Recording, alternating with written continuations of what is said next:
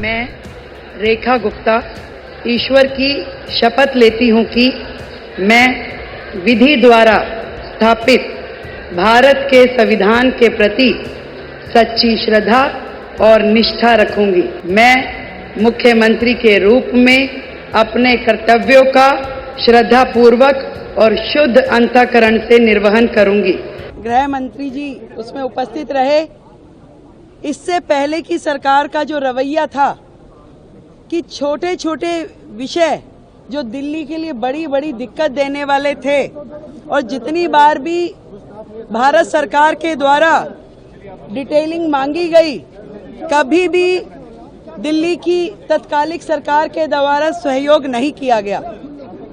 आज चाहे ट्रैफिक के वो पॉइंट जिन कारण से सड़कों पे ट्रैफिक रहता है, जल भराव होता है, कहां पे किन किन चीजों को ठीक करने की आवश्यकता है, उसकी डिटेल डिस्कशन।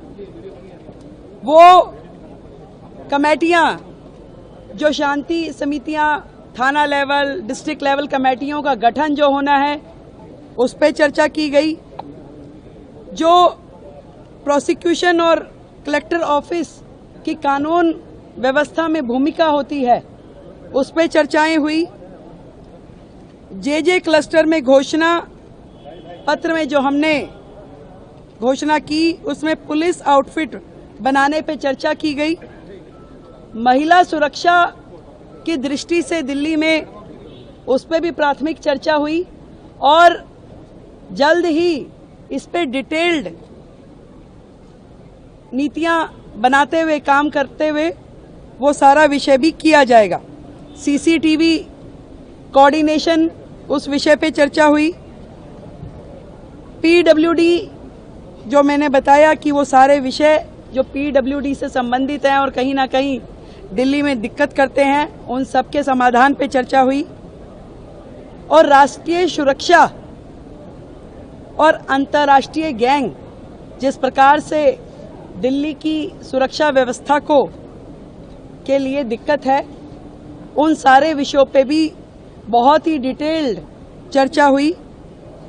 मैं इतना कह सकती हूं कि एक डबल इंजन की सरकार जिस तरीके से काम कर रही है बाकी राज्यों में भी, अब से दिल्ली में भी डबल इंजन की सरकार का एक अलग चेहरा नजर आएगा जनता को। और वो सारे विषय जो समन्वय के साथ में दिल्ली में समाधान होना चाहिए, उन विषयों का समाधान होगा और 100% सुरक्षा दिल्ली वासियों को दी जाएगी। इस तरह की समन्वय बैठक लगभग मासिक बैठक के रूप में, मंथली रिव्यू बैठक ये रहेगी और हर प्रकार से, चाहे वो ट्रैफिक ईज प्रोग्राम हो, चाहे जल भराव के बिंदु हो या प्रोसिक्यूशन इत्यादि के मामले हैं, इन सारे विषयों पे दिल्ली सरकार